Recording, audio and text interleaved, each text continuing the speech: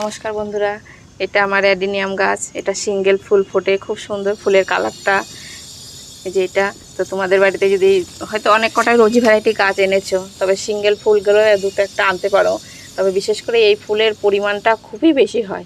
Single ফুল আমার কাছে অনেক কটা আছে, তার মধ্যে এটার কালারটা যেমন সুন্দর, সেমন প্রচুর পরিমাণে ফুল ফোটে। আর যখন গাছ ভর্তি ফুল ফোটে দেখতে কত ভালো লাগে। দেখে মনে হচ্ছে একটা সেই রক্ত কাঠগোলাপ আছে, কম বেশি সেই কাঠগোলাপের মতনই দেখতে।